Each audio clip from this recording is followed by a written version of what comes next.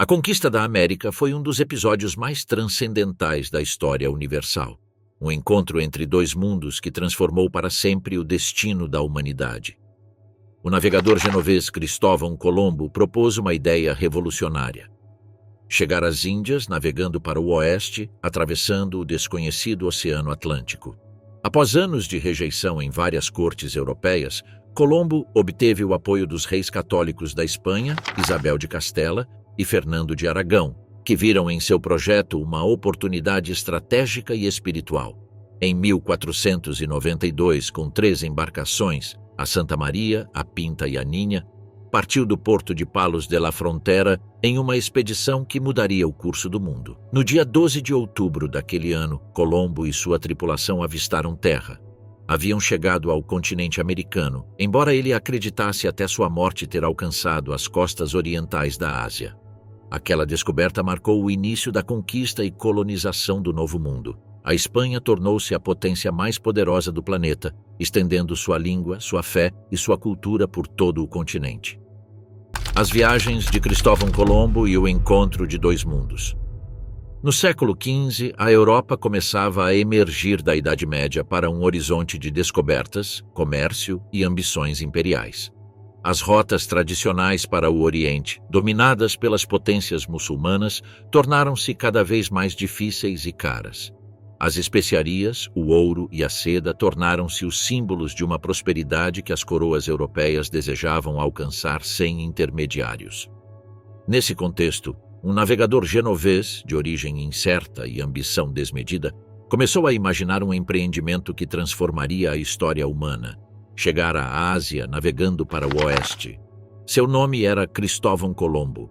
Colombo nasceu em Gênova por volta de 1451, no seio de uma família de tecelões. Desde jovem, interessou-se pelo mar e pelas rotas comerciais. Navegou pelo Mediterrâneo, trabalhou para casas mercantis genovesas e residiu algum tempo em Portugal, onde estudou mapas, leu crônicas e ouviu relatos sobre terras desconhecidas além do Atlântico. Portugal era então a vanguarda da exploração marítima, e Colombo compreendeu que os oceanos eram um novo cenário de poder. No entanto, enquanto os portugueses buscavam contornar a África para chegar às Índias Orientais, ele concebia uma ideia mais ousada: alcançar o Oriente pelo Ocidente. Ao longo dos anos 1480, apresentou seu projeto ao rei João II de Portugal, mas foi rejeitado. Os cálculos de Colombo sobre a distância até a Ásia estavam errados.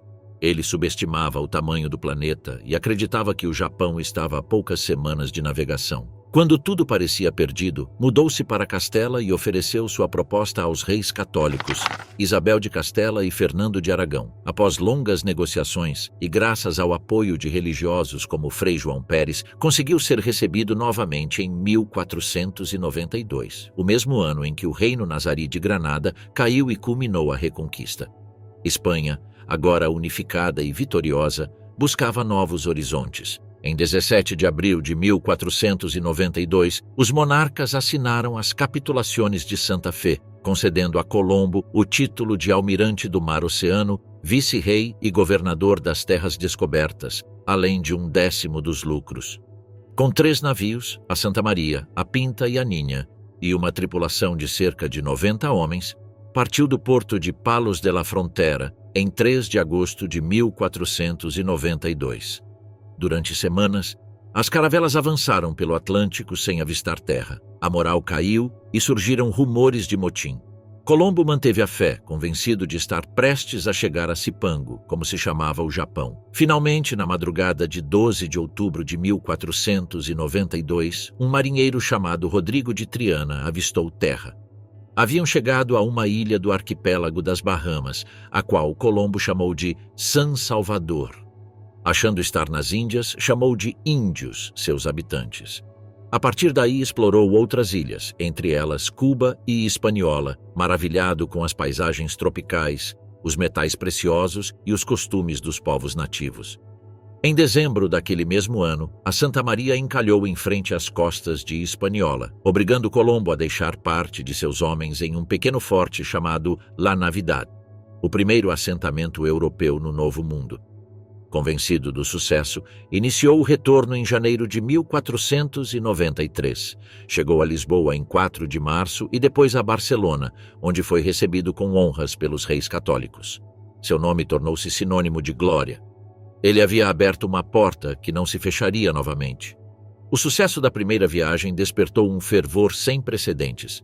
A Espanha apressou-se em organizar uma segunda expedição, desta vez de caráter colonizador.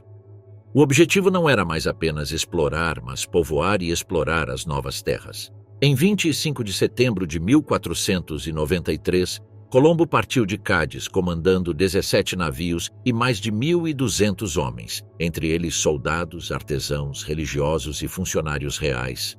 Levavam sementes, animais domésticos e ferramentas, símbolos de uma conquista que não era mais espiritual nem científica, mas imperial. Durante essa travessia, descobriu as pequenas Antilhas, entre elas Dominica e Guadalupe, e finalmente chegou novamente à Hispaniola, onde encontrou o forte de La Navidad destruído e todos os seus homens mortos. Em seu lugar, fundou uma nova colônia, La Isabela, primeira cidade europeia permanente na América. No entanto, o sonho logo se transformou em caos. Doenças tropicais, fome e falta de disciplina desencadearam conflitos entre os colonos. As promessas de ouro se desvaneceram. Colombo, que carecia de habilidades políticas, enfrentou rebeliões e teve que impor punições severas. À medida que a situação piorava, começaram as tensões com os povos nativos. As exigências de tributo e a busca desesperada por metais preciosos levaram a confrontos violentos. Os taínos foram obrigados a trabalhar em condições desumanas e o sistema de repartimentos lançou as bases do futuro modelo de exploração colonial. Enquanto isso, Colombo continuou explorando as costas de Cuba e Jamaica, convencido de ter alcançado as ilhas orientais da Ásia. Sua obsessão em provar que estava certo cegou-o para a evidência de que se encontrava diante de um continente desconhecido. Em 1496, retornou à Espanha, desgastado e doente, mas ainda com esperanças. Apresentou seus relatórios aos reis católicos que, embora satisfeitos com a expansão territorial, começaram a duvidar de sua capacidade de governar. O sonho do navegador genovês começava a se desmoronar sob o peso da realidade colonial. Apesar das dificuldades, Colombo conseguiu organizar uma terceira viagem em 1498. Desta vez, partiu de Sanlúcar de Barrameda com 6 navios, buscando uma rota mais meridional. Foi então que, pela primeira vez, alcançou o continente americano, chegando à foz do Orinoco, na atual Venezuela. O imenso caudal do rio fez-lhe suspeitar que estava diante de uma massa continental, mas interpretou aquela descoberta como a proximidade do paraíso terrestre descrito nas Escrituras. De lá, navegou para a Hispaniola, onde encontrou uma colônia mergulhada na anarquia. Os colonos o acusavam de abuso de poder e os reis, alarmados pelas reclamações, enviaram Francisco de Bobadilla para investigar. Colombo foi preso, acorrentado e enviado de volta à Espanha em 1500. Embora Isabel e Fernando tenham ordenado sua libertação pouco depois, o mito do descobridor começava a desmoronar. Sua autoridade foi revogada e sua reputação manchada pelas denúncias de crueldade e má administração. Mesmo assim, em 1502, obteve permissão para uma quarta e última viagem com o objetivo de encontrar um caminho para a Ásia. Zarpou de Cádiz com 4 navios e explorou as costas de Honduras, Nicarágua, Costa Rica e Panamá, enfrentando tempestades, motins e naufrágios. Durante meses, sofreu extremas penúrias, encalhado na Jamaica e abandonado pela coroa. Seus homens adoeceram e Colombo, envelhecido e com gota, compreendeu que seu sonho havia terminado. Regressou à Espanha em novembro de 1504, logo após a morte da rainha Isabel. Os últimos anos de sua vida passou em Valladolid, tentando em vão recuperar seus títulos e riquezas. Morreu em 20 de maio de 1506, sem saber que havia descoberto um continente inteiro. Para ele, o Novo Mundo nunca existiu. Morreu convencido de ter chegado às Índias Orientais. No entanto, sua travessia marcou o ponto de inflexão mais importante da história moderna.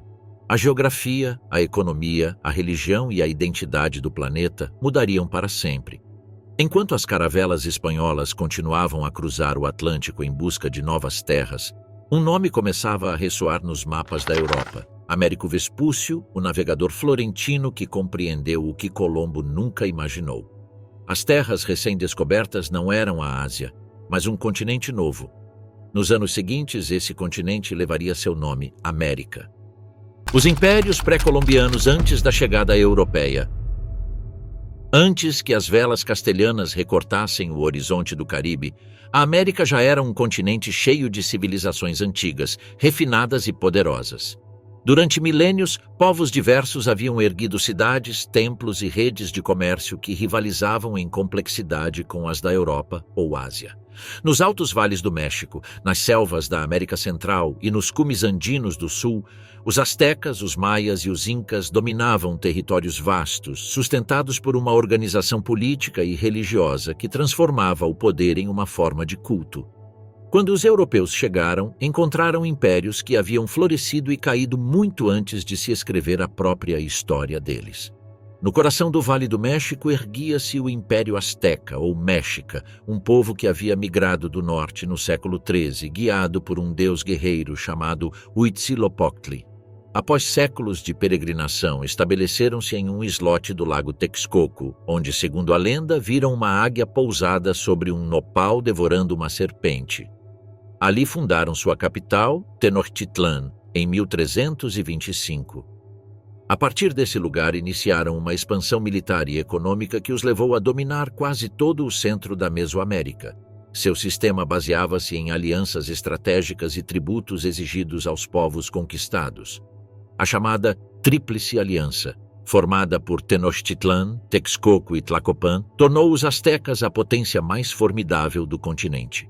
Tenochtitlan, construída sobre uma série de ilhas artificiais e unida ao continente por calçadas e aquedutos, era uma cidade impressionante. Os cronistas espanhóis que a conheceram falavam de mercados onde se reuniam dezenas de milhares de pessoas, de templos piramidais que se erguiam em direção ao céu e de uma organização urbana que superava muitas cidades europeias da época.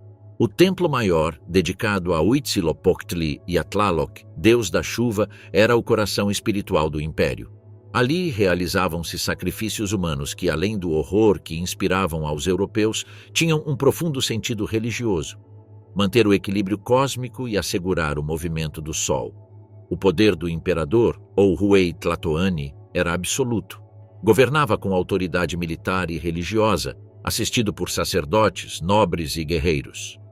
No auge desse sistema estava Moctezuma II, que em 1502 herdou um império vasto e próspero, mas sustentado sobre a opressão dos povos submetidos. Esse ressentimento interno seria, anos depois, uma das fissuras que permitiriam sua queda. Ao sul do território asteca, entre as selvas do atual Yucatán, Guatemala e Honduras, sobreviviam os últimos vestígios de outra grande civilização, os maias. Seu apogeu havia ocorrido muitos séculos antes, entre os anos 250 e 900 da nossa era, quando cidades como Tikal, Palenque, Copán e Calakmul dominavam a paisagem mesoamericana. Os maias haviam desenvolvido um sistema de escrita hieroglífica, conhecimentos astronômicos precisos e uma arquitetura monumental que refletia sua visão do universo. Cada cidade-estado era independente e governada por uma elite sacerdotal e guerreira. A religião impregnava todos os aspectos da vida: o tempo, os rituais, os sacrifícios, a guerra. Seu calendário de 365 dias, baseado na observação do movimento solar e estelar, era tão exato quanto o calendário gregoriano que séculos depois seria adotado pela Europa. A partir do século X, as grandes cidades maias do período clássico colapsaram por causas ainda debatidas: guerras internas, esgotamento agrícola, secas prolongadas ou superpopulação. No entanto, o legado maia não desapareceu. Cidades posteriores, como Chichén Itzá e Mayapán, continuaram sua tradição cultural, e quando os espanhóis chegaram no século XVI, ainda encontraram comunidades maias organizadas e resistentes nas profundezas da selva. Seu conhecimento das estrelas, da matemática e da arquitetura sobreviveu à passagem do tempo, inscrito em pedra e em códices que o fogo da conquista quase apagou por completo. Além do Istmo do Panamá, na outra extremidade do continente erguia-se o Império Inca, um colosso que dominava a Cordilheira dos Andes e estendia sua autoridade por mais de 3.000 quilômetros. desde o atual Equador até o Chile. Sua capital, Cusco, era considerada o umbigo do mundo, um centro sagrado traçado segundo um plano geométrico e simbólico que refletia a ordem cósmica. Os incas haviam alcançado o que poucas civilizações sem escrita fonética conseguiram: unificar dezenas de povos distintos sob uma administração eficiente e centralizada. A figura do Sapa Inca, descendente do deus Sol Inti, encarnava tanto o poder político quanto o espiritual. Sua palavra era lei e sua imagem, venerada como divina. O segredo do poder inca residia em sua organização. Através do sistema do Ailu, as comunidades camponesas compartilhavam terras e trabalho coletivo. As colheitas eram distribuídas segundo as necessidades do estado, dos templos e das cidades. Cada província estava conectada a Cusco por meio de uma rede de caminhos, o Capac Nhan, que atravessava montanhas, desertos e vales. Ao longo desses caminhos, os chasquis, mensageiros que corriam longas distâncias, transmitiam ordens e notícias utilizando quipos, cordas com nós coloridos que registravam informações numéricas. Em uma época sem rodas nem grandes animais de carga, os incas conseguiram articular um império tão extenso quanto o romano. Sua arquitetura, baseada no trabalho de blocos de pedra perfeitamente encaixados sem argamassa, refletia uma maestria técnica impressionante. Fortalezas como Sacsayhuaman, templos como o Coricancha e cidades como Machu Picchu, ocultas entre montanhas, simbolizavam o poder e a espiritualidade do estado. Mas o esplendor do Tahuantinsuyo também escondia fragilidades. O sistema de sucessão do Inca não estava claramente definido e as disputas dinásticas frequentemente desembocavam em guerras civis. Nos anos anteriores à chegada dos europeus, o império encontrava-se dividido por um conflito entre os irmãos Huáscar e Atahualpa, filhos do falecido imperador Huayna Cápac. Essa guerra fratricida enfraqueceu as estruturas políticas e militares do Tahuantinsuyo pouco antes de os homens de Francisco Pizarro desembarcarem em suas costas.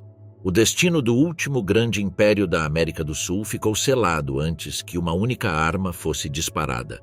Enquanto isso, em outras regiões do continente, floresciam civilizações menores, mas não menos complexas. No atual território da Colômbia, os muiscas cultivavam ouro com uma precisão artística extraordinária e praticavam rituais que inspirariam a lenda de Eldorado. No norte, os toltecas haviam deixado sua marca nas esculturas de Tula e na mitologia de Quetzalcóatl, o deus serpente emplumada que séculos mais tarde seria lembrado pelos astecas como uma divindade que prometia retornar do Oriente. Nas planícies do norte argentino, nos desertos do Chile ou nas selvas do Amazonas, centenas de povos mantinham suas próprias estruturas sociais, crenças e línguas, formando um mosaico humano tão vasto quanto o próprio continente. A América, às vésperas do contato europeu, era um mundo pleno, diverso e autossuficiente. Desde os terraços agrícolas dos Andes até os templos escalonados do altiplano mexicano, desde os cenotes sagrados de Yucatán até as redes de intercâmbio que atravessavam o Caribe, tudo obedecia a uma lógica distinta, alheia à ambição mercantil da Europa. As sociedades americanas não precisavam descobrir o mundo, habitavam-no há milhares de anos. E enquanto o sol se punha sobre as pirâmides de Tenochtitlan e os quipos de Cusco continuavam registrando a vida de um império em equilíbrio, do outro lado do oceano, os reis de Castela e Aragão se preparavam para enviar novas expedições. O tempo do isolamento havia terminado. A chegada dos conquistadores. Quando as notícias sobre as descobertas de Cristóvão Colombo se espalharam pela Europa, a febre da conquista tomou conta dos reinos ibéricos. Em poucas décadas, uma geração de homens endurecidos pela guerra, movidos pela fé, ambição e glória pessoal, cruzou o oceano para reivindicar em nome da coroa espanhola as terras e os tesouros do Novo Mundo. Eram soldados, aventureiros e visionários, mas também oportunistas que viam na América uma promessa de fortuna e poder. Entre eles, destacaram-se 3 nomes que se tornariam sinônimos de conquista e tragédia: Hernán Cortés, Francisco Pizarro e Pedro de Alvarado. Nascido em Medellín, Extremadura, em 1485, Hernán Cortés cresceu numa família de fidalgos sem fortuna. Estudou direito em Salamanca, mas abandonou cedo os estudos para buscar oportunidades no Novo Mundo. Em 1504 viajou para a Hispaniola e anos depois participou da conquista de Cuba, onde conquistou a confiança do governador Diego Velázquez. Astuto, carismático e ambicioso, Cortés era um homem que compreendia que a história se escreve com audácia. Em 1518, Velázquez lhe concedeu o comando de uma expedição ao continente, embora logo se arrependesse. Cortés, desobedecendo ordens, partiu por conta própria em 10 de fevereiro de 1519 com 11 navios, cerca de 500 homens, alguns cavalos e um punhado de canhões. Desembarcou nas costas de Veracruz, onde fundou uma vila em nome do rei e estabeleceu o primeiro cabido da América continental. Essa decisão selou sua independência política em relação a Cuba. Pouco depois conheceu uma mulher que mudaria o curso da história, Malinali Tenépatl, conhecida pelos espanhóis como La Malinche. Falava náhuatl e maia e tornou-se intérprete, conselheira e aliada estratégica. Graças a ela, Cortés estabeleceu contato com os povos submetidos ao domínio mexica e forjou alianças com inimigos dos astecas, como os tlaxcaltecas. Seu gênio militar e sua capacidade de explorar as divisões internas lhe permitiram avançar até o coração do império mais poderoso da Mesoamérica. Em novembro de 1519 chegou a Tenochtitlan, onde foi recebido pelo imperador Moctezuma II. O que começou como um encontro diplomático acabou se tornando uma ocupação militar. Cortés fez o imperador prisioneiro e usou sua figura como ferramenta de controle. No entanto, a chegada de reforços de Cuba sob o comando de Pânfilo de Narváez obrigou-o a abandonar temporariamente a cidade. Ele retornou pouco depois, mas o ambiente havia mudado. A violência irrompeu. Em 1520, durante uma revolta, Moctezuma foi assassinado e os espanhóis foram expulsos na chamada Noite Triste. Cortés não se rendeu, reorganizou suas forças, estabeleceu um cerco prolongado e, com a ajuda de seus aliados indígenas, conquistou a cidade em 13 de agosto de 1521. Tenochtitlan foi arrasada e sobre suas ruínas nasceu a Cidade do México, capital do novo vice-reinado da Nova Espanha. Enquanto Cortés consolidava seu domínio no norte, outro extremênio, Francisco Pizarro, sonhava com riquezas ainda maiores. Nascido em Trujillo por volta de 1478, era filho ilegítimo e analfabeto. Serviu em expedições no Panamá junto a Vasco Núñez de Balboa, o descobridor do Mar do Sul, o Oceano Pacífico. Nessas terras ouviu falar de um reino fabuloso ao sul, cheio de ouro e governado por um monarca todo-poderoso. Determinado a encontrá-lo, organizou várias expedições entre 1524 e 1531, enfrentando fome, doenças e motins. Finalmente chegou às costas do atual Peru, onde foi recebido por emissários do Império Inca. Os presentes de ouro que lhe ofereceram confirmaram suas suspeitas. Havia encontrado a Terra das Lendas. Com o apoio do rei Carlos I e a assinatura da Capitulação de Toledo em 1529, Pizarro obteve o direito de conquistar e governar aquelas terras. Partiu do Panamá com pouco mais de 180 homens, 27 cavalos e 4 canhões. Em 1532 chegou a Cajamarca, onde se encontrava o imperador Atahualpa, vencedor recente de uma guerra civil contra seu irmão Huáscar.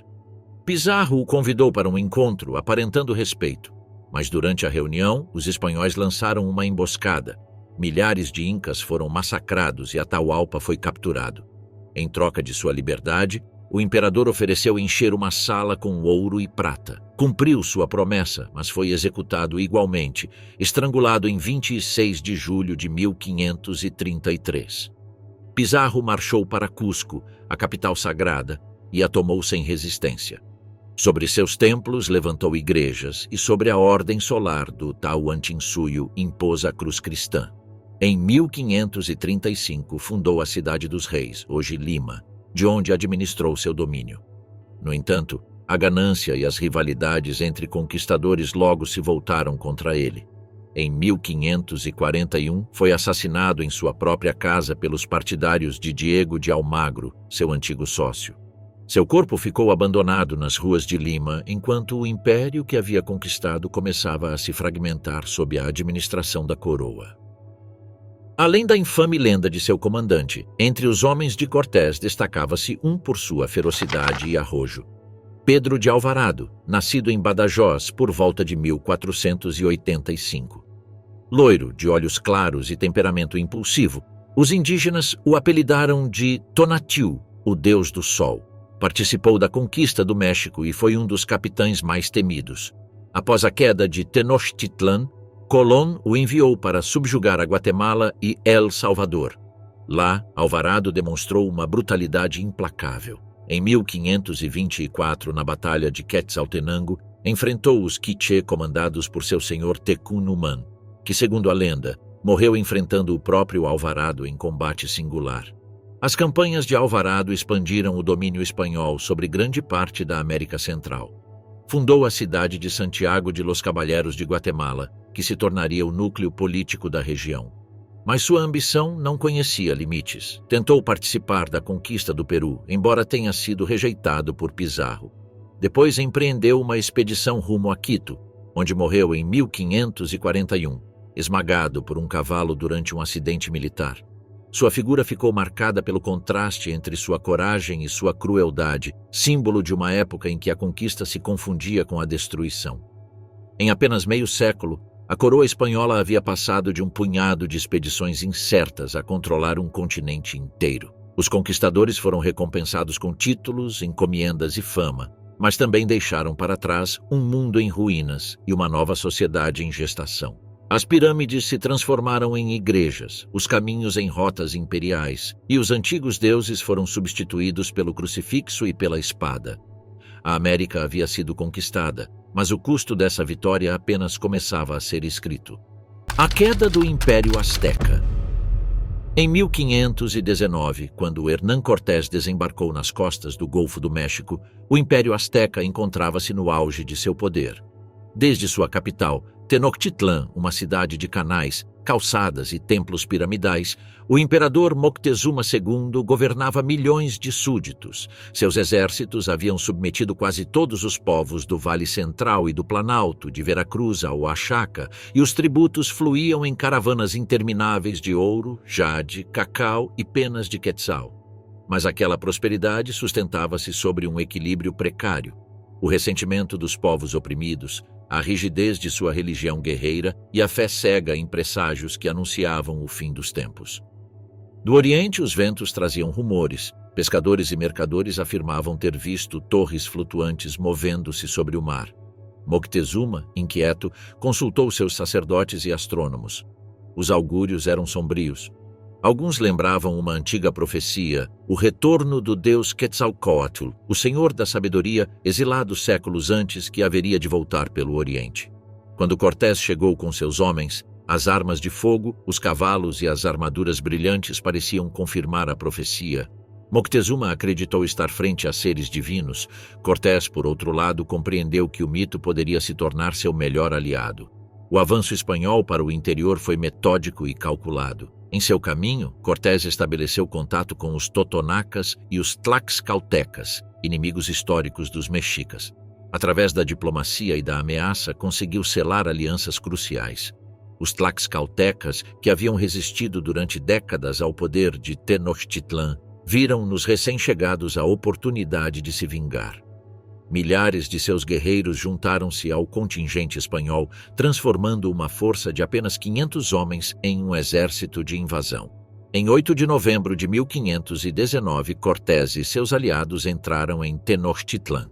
Moctezuma os recebeu com honra, oferecendo-lhes alojamento no palácio de Axayácatl, seu pai.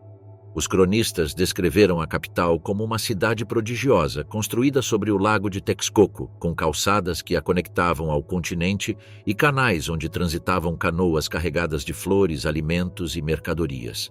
Os espanhóis ficaram deslumbrados com sua grandeza, mas sob a aparente cordialidade, ambos os lados desconfiavam um do outro.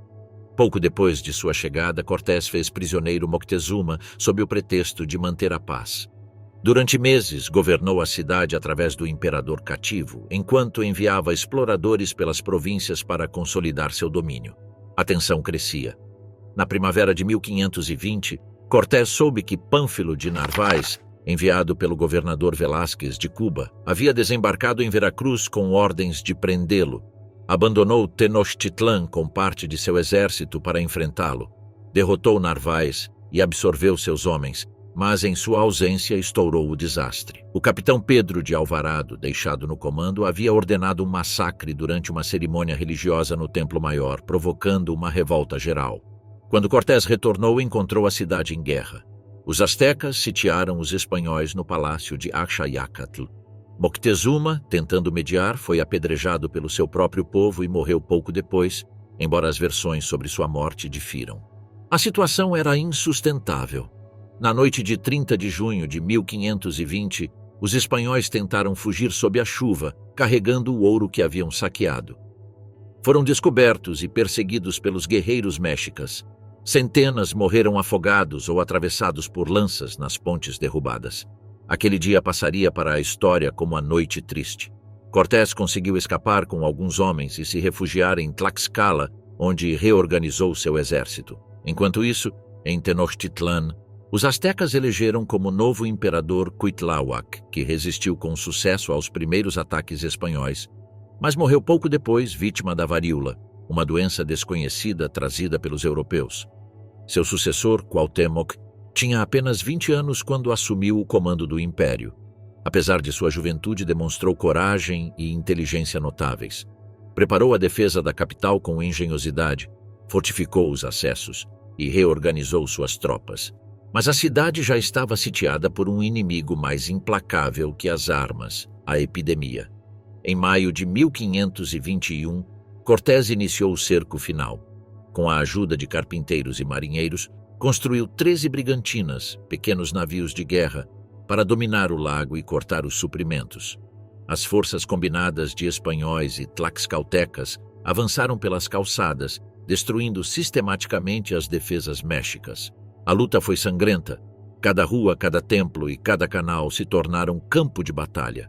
Os astecas combatiam até o último homem, enquanto a fome e as doenças dizimavam a população. Os relatos dos cronistas falam de cadáveres amontoados nos canais e do ar carregado de fumaça e cinzas. Durante mais de 3 meses, Tenochtitlan resistiu. Cortés ofereceu a rendição várias vezes, mas Cuauhtémoc recusou. Em 13 de agosto de 1521, exausto e sem alimentos, o jovem imperador tentou fugir de canoa, mas foi capturado. Ao ser apresentado a Cortés, pronunciou palavras que ficaram gravadas na memória da conquista. Fiz tudo o que estava obrigado por mim e pelo meu reino a defender. Não posso mais. Pegue esta adaga e me mate com suas mãos. Cortés, impressionado, perdoou sua vida, mas o império havia desaparecido. Tenochtitlan foi arrasada. As pirâmides foram destruídas, os templos desmontados pedra por pedra e os canais preenchidos para dar lugar a ruas e praças. Sobre as ruínas da grande capital asteca, ergueu-se México Tenochtitlan, capital do vice-reino da Nova Espanha. O lago começou a secar, os costumes foram proibidos e os deuses substituídos por santos e crucifixos. Os sobreviventes foram repartidos em encomiendas, obrigados a trabalhar para os novos senhores espanhóis. Cortés, transformado em governador, enviou relatórios ao rei Carlos I descrevendo a magnitude de sua conquista e justificando suas ações como uma empresa de evangelização. Mas, após a glória, veio a desconfiança. A coroa cortou seu poder, temendo que o conquistador se tornasse poderoso demais. Em 1528, retornou à Espanha e foi recebido com honras, embora nunca mais tenha exercido o mesmo controle sobre as terras que havia conquistado. Sua façanha, entretanto, já era irreversível. O mundo antigo dos mexicas havia desaparecido para sempre, e sobre suas ruínas erguia-se uma nova civilização mestiça, nascida do sangue, do ferro e da fé. A conquista do Império Inca. No coração dos Andes, o Tahuantinsuyo, mais conhecido como Império Inca, estendia-se do atual Equador até o norte do Chile e da Argentina. Era um mundo de montanhas e terraços, de caminhos que cruzavam abismos e de templos banhados em ouro. Governado a partir de Cusco, sua capital sagrada, o império havia alcançado uma sofisticação política e administrativa sem precedentes nas Américas. Mas quando os homens de Francisco Pizarro chegaram às suas costas em 1532, a unidade do império estava ferida. Uma guerra civil entre os irmãos Huáscar e Atahualpa havia dilacerado sua estrutura interna e deixado seu exército enfraquecido. O destino do Tawantinsuyo já estava selado antes de disparar o primeiro arcabuz. A semente da ruína havia sido plantada anos antes. O grande imperador Huayna Capac, filho de Tupac Yupanqui, havia expandido o domínio Inca até Quito e consolidado uma rede de caminhos, fortificações e centros administrativos que mantinham a coesão daquele vasto território. Mas, em 1527, enquanto se encontrava no norte, uma epidemia desconhecida, provavelmente a varíola trazida pelos europeus, o atingiu. Morreu em Quito junto ao seu herdeiro designado, Ninan Cuyuchi. Sem sucessor claro, o império se dividiu entre seus dois filhos, Huáscar, que governava desde Cusco, e Atahualpa, que controlava as províncias do norte. A rivalidade degenerou em uma guerra sangrenta. Após anos de combates, Atahualpa saiu vitorioso, mas seu triunfo chegou exatamente quando as embarcações de Pizarro tocavam terra. Francisco Pizarro, natural de Trujillo, Extremadura, havia ouvido as lendas sobre um reino dourado durante seus anos no Panamá. Pobre, analfabeto e de caráter tenaz, havia participado das expedições de Vasco Núñez de Balboa e sobrevivido a selvas, motins e tempestades. Em 1529, obteve do rei Carlos I a capitulação de Toledo, que lhe concedia o direito de conquistar e governar as terras do sul. Com apenas 180 homens, 27 cavalos e um punhado de arcabuques, zarpou para o sul em busca daquele império lendário. Seu pequeno exército incluía figuras decisivas como Diego de Almagro e o sacerdote Vicente de Valverde. Em novembro de 1532, Pizarro chegou a Cajamarca, uma cidade nas alturas do norte peruano. Ali se encontrava Atahualpa, que havia estabelecido seu acampamento com um exército de dezenas de milhares de soldados. O Inca, confiante em seu poder, aceitou se reunir com os estrangeiros. Segundo as crônicas, saiu ao seu encontro acompanhado de sua corte, adornado com ouro e penas, enquanto os espanhóis se escondiam nos arredores da praça. O frade Valverde avançou com um crucifixo e uma Bíblia, pedindo que aceitasse a fé cristã e se submetesse ao rei da Espanha. Atahualpa, irritado, jogou o livro no chão. Foi o sinal. Pizarro ordenou atacar. Os canhões troaram, os cavalos irromperam entre a multidão e o som do metal ressoou contra os muros de pedra. Milhares de incas foram massacrados em questão de horas. Atahualpa foi capturado enquanto seus generais eram dispersos. O conquistador compreendeu que, com o imperador em seu poder, possuía o coração do império, mantinha o prisioneiro em um palácio e o obrigava a governar através de seu cativeiro. Atahualpa, desesperado por sua liberdade, ofereceu encher uma sala de ouro e prata até onde alcançasse a mão de um homem. Durante meses, os templos e santuários do império foram saqueados de seus tesouros para cumprir sua promessa. Mas, uma vez entregue o resgate, Pizarro o traiu. Em 26 de julho de 1533, Atahualpa foi executado em Cajamarca. Antes de morrer, aceitou o batismo cristão para evitar ser queimado vivo e foi estrangulado com uma corda. Sua morte marcou o fim simbólico do Tawantinsuyo. Os conquistadores marcharam para Cusco, a capital imperial, onde os templos de ouro foram saqueados e os ídolos destruídos. Os incas, paralisados pela confusão e falta de liderança, mal puderam resistir. Em novembro de 1533, Pizarro entrou na cidade sem enfrentar uma batalha decisiva. Lá, coroou um inca fantoche, Manco Inca, com a intenção de legitimar seu domínio.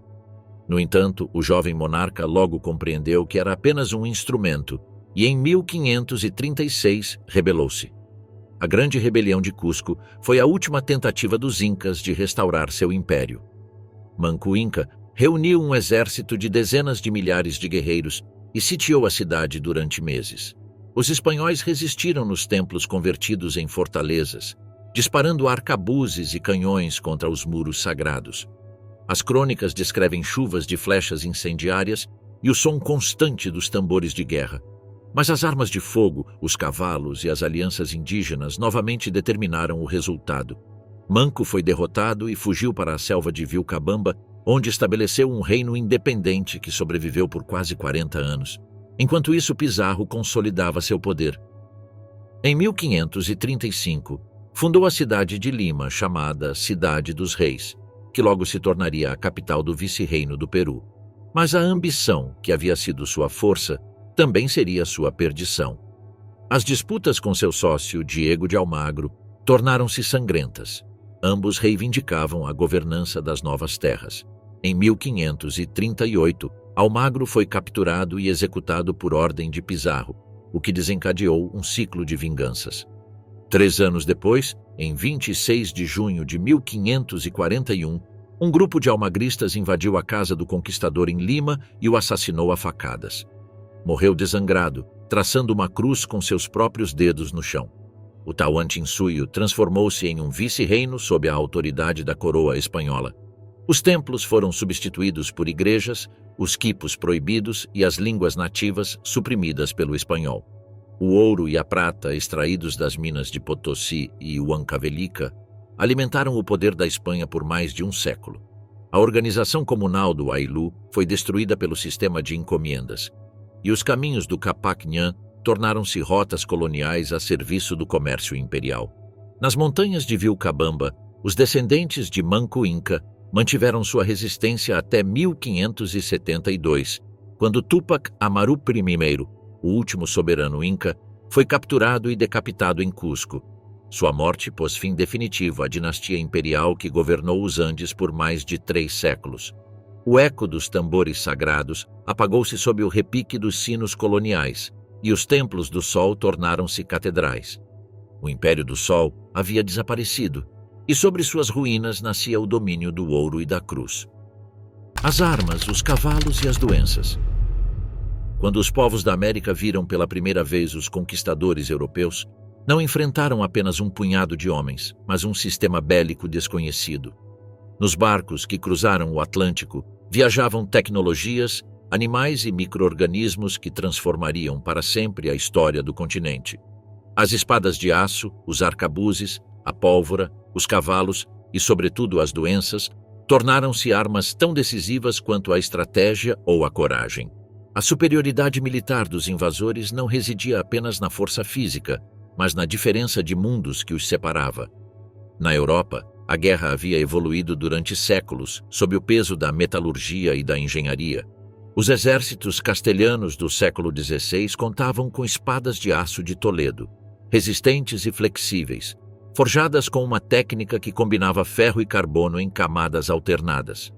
Os conquistadores portavam couraças, elmos e escudos de metal, capazes de resistir às armas de pedra ou madeira que usavam os povos americanos. A isso, somavam-se as bestas e os arcabuzes, armas de fogo primitivas que, embora lentas e pouco precisas, produziam um efeito devastador. O ruído, a fumaça e o fogo semeavam pânico entre inimigos que jamais haviam ouvido um disparo. Em contraste, os guerreiros indígenas combatiam com coragem e organização, mas com armamento rudimentar. No Vale do México, os astecas usavam o macuahuitl, uma espada de madeira com lâminas de obsidiana capaz de cortar com precisão, mas que se estilhaçava ao primeiro golpe contra o metal. Nos Andes, os incas utilizavam fundas, lanças e porretes, eficazes em combate corpo a corpo, mas inúteis frente à artilharia espanhola. Suas armaduras de algodão prensado, embora leves, não podiam deter lâminas nem balas. No entanto, não foi apenas a tecnologia que inclinou a balança, mas a forma de fazer a guerra.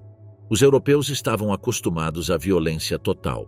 A guerra medieval baseava-se na destruição e na conquista definitiva do inimigo. Em contrapartida, muitas sociedades americanas concebiam a guerra como um ato ritual. Entre os astecas, por exemplo, as guerras floridas buscavam capturar prisioneiros para o sacrifício, não aniquilar o adversário. Essa diferença conceitual foi fatal. Os conquistadores não ofereciam tréguas nem respeitavam templos ou hierarquias sagradas. Atacavam para subjugar e destruir. A surpresa tática, o uso do terror e a execução pública dos líderes locais quebraram a moral de povos inteiros. Mas nenhuma inovação tecnológica causou maior assombro do que a presença do cavalo. Extinto na América há milênios, seu reaparecimento com os espanhóis teve um impacto psicológico incalculável. Os indígenas viam naquele animal um ser mitológico, uma fusão de homem e besta. Os cavaleiros pareciam criaturas sobrenaturais capazes de atravessar multidões com lanças e espadas. Os cavalos ofereciam velocidade, altura e força, vantagens desconhecidas em um continente onde a guerra sempre se travava a pé. Em campo aberto, sua irrupção podia decidir uma batalha em segundos. Os conquistadores os utilizavam não apenas como arma, mas como símbolo de poder. Em suas campanhas, Hernán Cortés e Francisco Pizarro cuidavam mais de seus cavalos do que de muitos de seus homens. Eram animais valiosos, escassos e difíceis de substituir. Cada um era identificado por nome e caráter. Alguns se tornaram lendários, como o cavalo Marcos, que montou Cortés em Tenochtitlan, ou Sultán, a montaria de Pizarro. Os indígenas aprenderam rapidamente a distingui-los e a atacá-los primeiro, mas no início o medo era absoluto. Nas crônicas conta-se que os guerreiros mexicas acreditavam que o cavalo e o cavaleiro compartilhavam uma única alma. À medida que a conquista avançava, os cavalos se multiplicaram nas planícies e se adaptaram ao novo continente. Em poucas décadas, os povos indígenas do norte e do sul aprenderiam a domá-los e a incorporá-los à sua cultura, transformando até mesmo seu modo de vida. Mas durante os primeiros anos da conquista, o cavalo foi o emblema do poder europeu, a imagem do domínio. Ainda assim, nem o aço nem a cavalaria foram as armas mais decisivas do encontro. Foi algo invisível. Os vírus e bactérias que os europeus trouxeram consigo sem saber. Nos corpos dos conquistadores viajavam doenças contra as quais os povos americanos não tinham defesa alguma. A varíola, o sarampo, a gripe e a peste bubônica se espalharam com uma rapidez brutal, precedendo até os exércitos. Em alguns casos, a epidemia chegava antes das tropas. A varíola foi a mais letal. Em 1520, um escravo africano infectado desembarcou no México com a expedição de Pânfilo de Narváez. Em poucas semanas, a doença se espalhou por todo o vale, alcançando Tenochtitlan em pleno cerco. Os corpos se cobriam de feridas, a febre os consumia e o pânico desorganizava as defesas. Milhares morreram, inclusive o imperador Cuitláhuac, sucessor de Moctezuma. A epidemia fez em meses o que os canhões não haviam conseguido em anos. Os cronistas astecas relataram como as ruas ficaram cobertas de cadáveres e os templos vazios de sacerdotes. No sul, o impacto foi igual ou maior. Antes que Pizarro chegasse a Cajamarca, a varíola já havia atingido os Andes, provavelmente transportada por comerciantes ou mensageiros da América Central. A epidemia matou o imperador Huayna Cápac e seu herdeiro, desencadeando a guerra civil que enfraqueceu o império pouco antes da invasão espanhola. Em poucas décadas, a população indígena da América caiu de cerca de 60 milhões para menos de 10. As montanhas, vales e florestas se encheram de povos desertos. Os europeus acreditaram que era um sinal divino que legitimava sua conquista. Além da varíola, outras doenças seguiram seu curso devastador. O sarampo devastou comunidades inteiras, a gripe se espalhou pelas rotas comerciais do Caribe e a malária se estendeu da África com os navios negreiros. Em muitos lugares, os europeus encontraram regiões despovoadas, sem necessidade de travar batalha. O que para os conquistadores foi providência ou intervenção divina, para os povos originários foi o fim do mundo. Paradoxalmente, a troca não foi unidirecional. Da América chegaram à Europa males como a sífilis, que se espalhou pelo continente no final do século XV. Mas o desequilíbrio foi abismal. Enquanto os europeus se adaptavam a novas doenças, as populações indígenas foram dizimadas sem possibilidade de recuperação. A guerra militar se somou uma guerra biológica inconsciente, que mudou a demografia, a economia e a cultura do continente.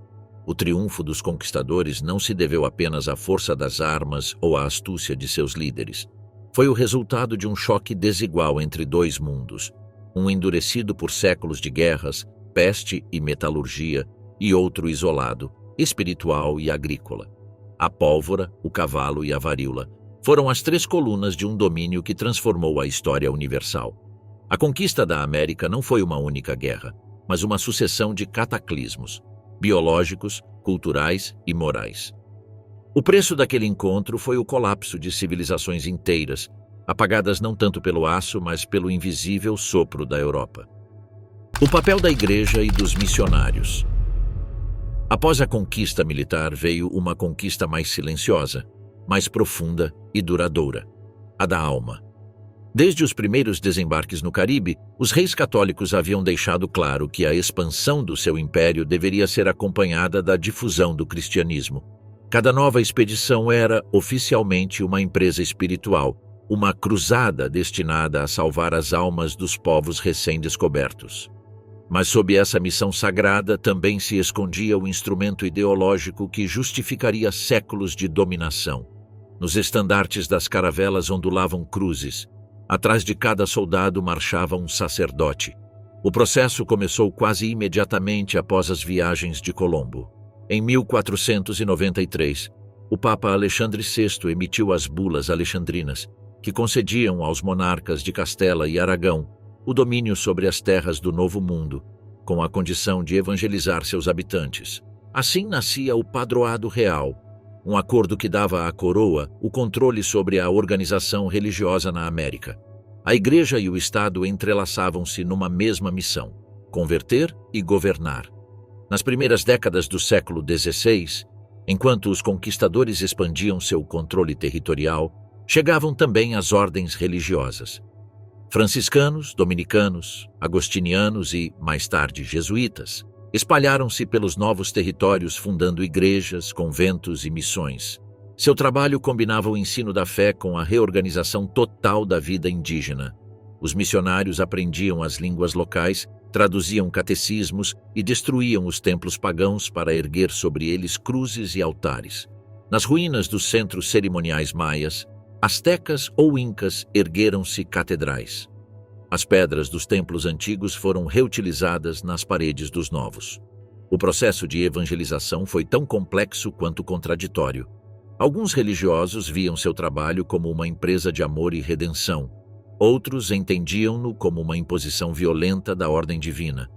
Os povos nativos foram obrigados a assistir à missa, a batizar-se e a abandonar seus deuses. As imagens e os ídolos foram destruídos ou enterrados. Os antigos sacerdotes indígenas, portadores de uma sabedoria milenar, foram perseguidos, torturados ou executados como hereges. Aos olhos da Europa, a América deveria ser purificada do paganismo, mesmo à custa de apagar sua memória. No entanto, houve missionários que se tornaram vozes de consciência. O mais célebre foi Frei Bartolomé de las Casas, um dominicano nascido em Sevilha em 1484, que havia chegado à América como encomendeiro e acabou se tornando seu crítico mais feroz. Após testemunhar a crueldade dos colonos em La Española e Cuba, renunciou a seus privilégios e dedicou sua vida a defender os direitos dos indígenas. Em sua obra Brevísima Relación de la Destrucción de las Indias, escrita em 1552, denunciou os abusos, as matanças e a escravidão a que os nativos eram submetidos. Suas palavras percorreram a Europa e geraram um debate moral sem precedentes. Casas argumentava que os indígenas eram seres racionais, capazes de receber a fé sem violência. Sua voz influenciou a promulgação das Leis Novas de 1542, que tentaram, embora sem sucesso pleno, limitar o poder dos encomendeiros. A tensão entre a evangelização e a exploração definiu o rosto espiritual do continente. Enquanto alguns religiosos pregavam a compaixão, outros acompanhavam as campanhas militares, abençoando as armas e legitimando as guerras de conquista como guerras justas. A religião se tornou a língua do poder. O batismo equivalia à submissão política, e as novas cidades nasciam sob a advocação de santos. San Juan de Ulúa, Santiago de Guatemala, Santa Fé de Bogotá, Lima de los Reis. O mapa americano se encheu de nomes cristãos, substituindo a geografia ancestral por uma cartografia espiritual europeia. As missões foram um dos mecanismos mais eficazes de controle. Os frades reuniam os indígenas dispersos em reduções ou povoados organizados segundo um modelo cristão. Igreja no centro, praça principal e casas alinhadas. Ali se ensinava a doutrina, o trabalho agrícola, a música e a obediência. Esse modelo permitiu à coroa administrar grandes populações com poucos recursos. As ordens religiosas atuavam como intermediárias entre os indígenas e os funcionários reais, criando uma estrutura paternalista que persistiria por séculos. Em regiões como o Paraguai, os jesuítas construíram autênticas cidades teocráticas, onde a fé e a disciplina se fundiam em uma vida comunitária regida pelo som dos sinos. Mas a cristianização não foi completa nem homogênea. Em muitos lugares, a fé indígena sobreviveu oculta sob símbolos cristãos. As virgens, os santos e as procissões absorveram antigos significados. No México, a aparição da Virgem de Guadalupe em 1531, no Cerro do Tepeyac, antigo santuário da deusa Tonantzin, simbolizou essa fusão de mundos. O catolicismo americano tornou-se um mosaico de sincretismos, um equilíbrio entre a obediência e a memória, entre a cruz e a terra. Nos Andes, os camponeses continuavam a prestar culto à Pachamama, a Mãe Terra, sob a forma de santos locais. No Caribe, os deuses africanos trazidos pelos escravos se misturaram com as imagens católicas, dando origem a religiões mestiças como o vodú e a santeria. A igreja não foi apenas um instrumento espiritual, também foi uma instituição econômica e política. Acumulou terras, fundou universidades e controlou a educação. Nos séculos seguintes, suas ordens se tornaram os principais proprietários do continente. Mosteiros, fazendas e colégios formaram uma rede de poder que competia com os vice-reis e governadores. Dos púlpitos eram ditadas as normas morais da sociedade colonial, e das cadeiras se moldavam as mentes das elites crioulas. No entanto, as tensões entre o ideal evangélico e a realidade colonial nunca desapareceram. Os mesmos missionários que defendiam os indígenas eram, às vezes, participantes do sistema que os oprimia. O batismo era obrigatório, o trabalho forçado se justificava como redenção, e a língua espanhola se impunha em nome da compreensão divina. O cristianismo chegou ao continente envolto em promessas de salvação, mas também em correntes de obediência. Em meados do século XVI, a América já era um vasto laboratório espiritual. As catedrais erguiam-se sobre as pirâmides destruídas. Os monges traduziam o catecismo para o náhuatl, o quechua ou o guarani. Os coros indígenas entoavam missas em latim. Nas praças, os conquistadores juravam pela cruz e os vencidos rezavam diante dela. O que havia começado como uma empresa militar transformou-se em uma revolução cultural e religiosa de alcance planetário. A espada havia aberto o caminho. A cruz encarregou-se de selá-lo para sempre. A resistência indígena. A conquista não foi um ato instantâneo, nem um triunfo absoluto. Por trás das crônicas glorificadas pelos vencedores, houve séculos de resistência, rebeliões e guerras silenciosas que percorreram o continente do Caribe aos Andes. Embora os impérios Azteca e Inca tivessem caído, o espírito dos povos originários não se extinguiu. Sob a superfície do domínio espanhol, persistiu uma luta constante pela sobrevivência, dignidade e memória. Foi uma guerra prolongada, sem fronteiras precisas, travada com lanças, com palavras e com crenças. Desde os primeiros anos da colonização, as rebeliões tornaram-se um eco repetido. Nas ilhas do Caribe, onde começou a conquista, os povos taínos foram os primeiros a se opor. Em 1511, o cacique Hatuey, que havia fugido de La Espanhola para Cuba, liderou uma revolta contra os espanhóis. Ele alertou seus seguidores de que os europeus adoravam o ouro como um deus e os instou a resistir. A rebelião foi esmagada e Hatuey foi capturado e condenado à fogueira. Antes de morrer, um sacerdote lhe ofereceu o batismo para salvar sua alma. Hatuey perguntou se no céu estavam os espanhóis. Quando o frade respondeu que sim, o cacique replicou que preferia o inferno.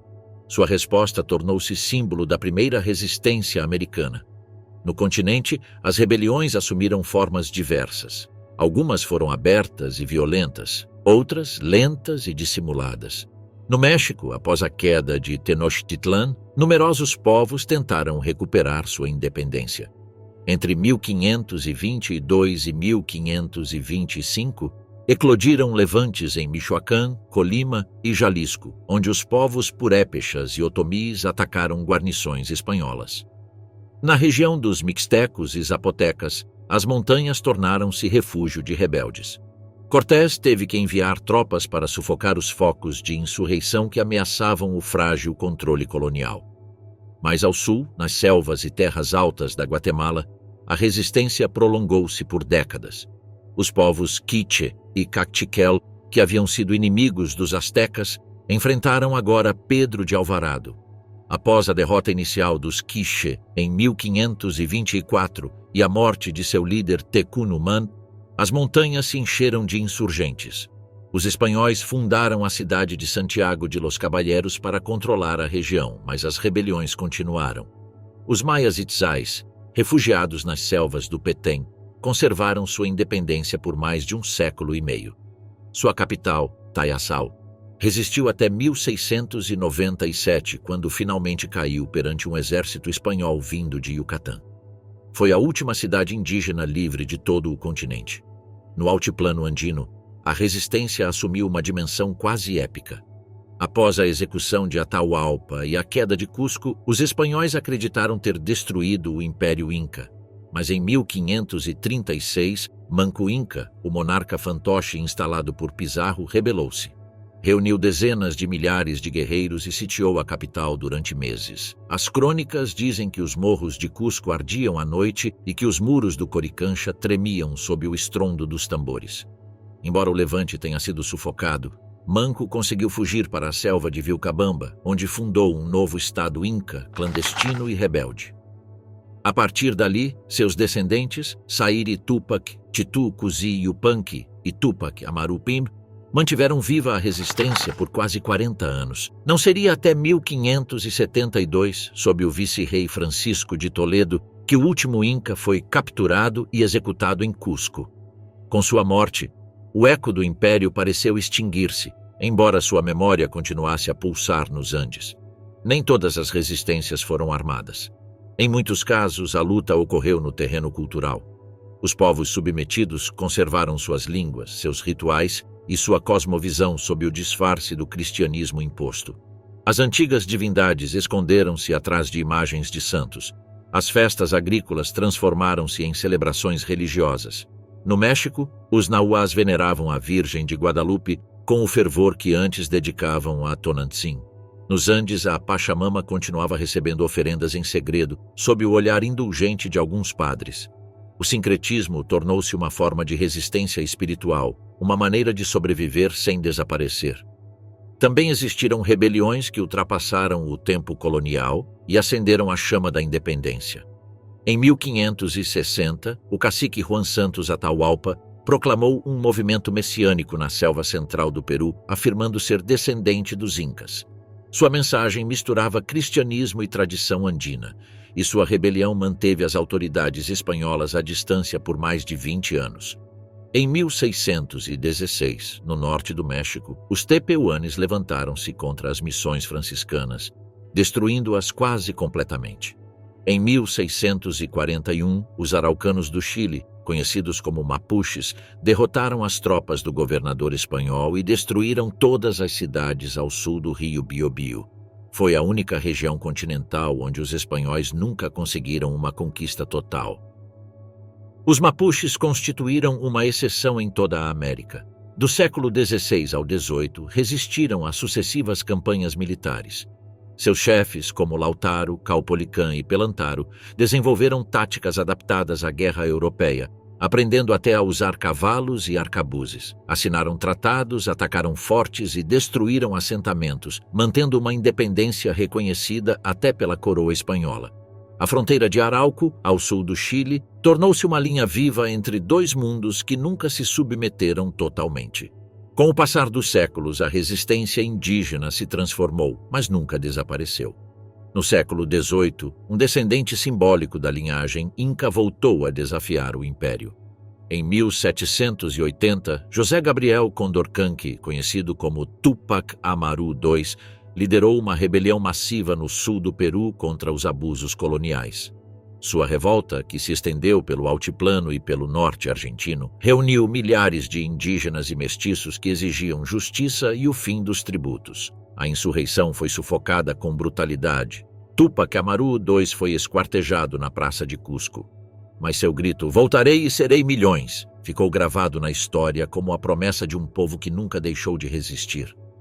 Das ilhas do Caribe às cordilheiras andinas, a resistência indígena adotou rostos distintos, mas um mesmo propósito: não desaparecer. Frente ao aço, a cruz e a varíola, os povos originários mantiveram viva sua identidade nos cantos, nos tecidos, nas línguas e nas lendas. Às vezes na guerra, às vezes no silêncio. As crônicas dos conquistadores tentaram escrever seu fim. A história demonstrou que nunca chegou. A fundação de novas cidades e vice-reinados. Após a conquista veio a ordem. Sobre as ruínas fumegantes dos impérios indígenas, a coroa espanhola empreendeu uma obra colossal, a criação de uma nova arquitetura política, econômica e religiosa que assegurasse seu domínio sobre o continente. O ferro e o fogo haviam aberto o caminho, mas a pena e a cruz consolidariam o império mais vasto que a Europa já conhecera. A América foi reorganizada desde os alicerces. As cidades foram planejadas, os tributos sistematizados, os vice-reis substituíram os conquistadores e todo o continente foi convertido em uma extensão do Reino de Castela. A fundação das primeiras cidades teve um propósito duplo: servir como centros administrativos e como símbolos de autoridade. Os conquistadores não erguiam simples acampamentos, fundavam urbes traçadas à corda, com praças maiores, igrejas, câmaras municipais e casas reais. No coração de cada cidade deveria haver uma praça central, da qual irradiava o poder civil, militar e eclesiástico. O modelo urbanístico, inspirado nas ordenanças de Filipe II e no pensamento renascentista, refletia a ordem hierárquica da monarquia. A praça era o símbolo da presença do rei, embora o monarca estivesse a milhares de quilômetros. No norte do continente, Hernán Cortés havia erguido México Tenochtitlan sobre as ruínas da antiga capital asteca. Seus canais foram preenchidos, seus templos demolidos e substituídos pela Catedral Metropolitana, o Palácio Vice-Real e os edifícios do governo. Ao sul, Francisco Pizarro fundou em 1535 a Cidade dos Reis, atual Lima, como sede administrativa do Peru e base das comunicações marítimas com a Espanha. No Caribe, Santo Domingo consolidou-se como a primeira capital do Novo Mundo, centro de comércio, tráfico de escravos e sede da primeira audiência real. Em poucos anos, surgiram novas urbes como Guatemala, Quito, Bogotá, Buenos Aires, Caracas e Santiago do Chile, cada uma organizada segundo o mesmo modelo, um microcosmo do poder imperial. O território conquistado foi dividido em grandes unidades administrativas chamadas vice-reinados, lideradas por um vice-rei que representava a autoridade do monarca. O primeiro foi o vice-reinado da Nova Espanha, criado em 1535 e com sede no México. Seguiu-se o vice-reinado do Peru, estabelecido em 1542, que abrangia a maior parte da América do Sul. Esses vice-reinados eram autênticos reinos dentro do reino. Tinham suas próprias leis, tribunais, exércitos e sistemas fiscais, mas estavam subordinados ao Conselho das Índias em Sevilha, que regulava toda a vida colonial. Mais tarde, com o passar dos séculos, a expansão e a dificuldade de governar territórios tão vastos obrigariam a coroa a criar novos vice-reinados, o do Rio da Prata em 1776 e o da Nova Granada em 1717. O sistema vice-reinal foi a chave da estabilidade imperial. Os vice-reis, eleitos entre nobres de confiança, eram ao mesmo tempo administradores, juízes e militares. Representavam o rei nos atos oficiais, promulgavam leis e supervisionavam o cumprimento da fé católica. Sob eles operavam os cabildos, ou seja, os governos locais, e as audiências, que atuavam como tribunais de apelação. Na prática, esses órgãos formavam uma rede burocrática que mantinha a ordem e garantia o fluxo de riquezas para a Espanha. Cada navio que partia do porto de Veracruz ou de Callao transportava não apenas metais preciosos, mas também relatórios, censos, ordens e decretos que conectavam o Novo Mundo com a metrópole. Nesse entramado administrativo, os conquistadores foram gradualmente deslocados. A coroa, temerosa de seu crescente poder, os substituiu por funcionários leais e por uma nova elite de crioulos, como eram conhecidos os descendentes de espanhóis nascidos na América, que logo ocuparam os cargos intermediários do governo. O sonho pessoal de glória deu lugar à obediência institucional.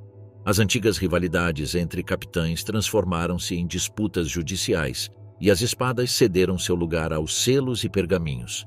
O império tornou-se burocrático, regulamentado e previsível, embora em sua superfície continuasse brilhando o ouro das catedrais. A Igreja acompanhou este processo desde o início. Cada nova cidade incluía uma catedral, um convento e um hospital, e cada região era atribuída a uma diocese. A evangelização, agora organizada, integrou-se ao aparato político. As missões religiosas, especialmente as dos jesuítas, estenderam a fronteira do mundo hispânico para regiões ainda não conquistadas. Nos planaltos do Paraguai, no Chaco, no deserto de Sonora ou na Alta Califórnia, os frades fundaram povoados autossuficientes, ensinando agricultura, música e carpintaria aos povos nativos. Esses enclaves eram, ao mesmo tempo, santuários espirituais e postos avançados do Império. O crescimento urbano trouxe consigo uma nova estratificação social. No topo estavam os peninsulares, ou seja, os espanhóis nascidos na Europa, seguidos pelos crioulos que, embora ricos e cultos, eram excluídos dos cargos mais altos. Abaixo deles estavam os mestiços, fruto do cruzamento entre europeus e indígenas. Os indígenas, obrigados a trabalhar sob o sistema de encomiendas. E, finalmente, os escravos africanos, que começaram a chegar em grandes quantidades a partir do século XVI. Cada cidade refletia, em sua distribuição física e em suas hierarquias, a ordem racial e econômica imposta pelo sistema colonial. As mansões brancas erguiam-se ao redor da praça. As choças dos indígenas estendiam-se nas margens. O desenvolvimento das novas cidades transformou a paisagem. As estradas incas tornaram-se rotas comerciais. Os canais astecas, avenidas retas. Foram construídas universidades, tipografias, palácios de governo e mercados. México e Lima tornaram-se centros de poder tão imponentes quanto muitas capitais europeias. Dali se controlava um território que abrangia selvas, desertos, vales e cadeias montanhosas. No seu auge, o Império Espanhol parecia eterno, uma máquina de poder tão vasta que nenhum inimigo podia desafiá-lo. Mas o equilíbrio era frágil. A riqueza que fluía para Sevilha e Madrid dependia de um sistema de extração que empobrecia as colônias e esgotava seus recursos humanos. Os povos indígenas diminuíam, as minas exigiam mais mão de obra e as terras eram monopolizadas por grandes proprietários. As cidades, embora monumentais, eram também focos de desigualdade.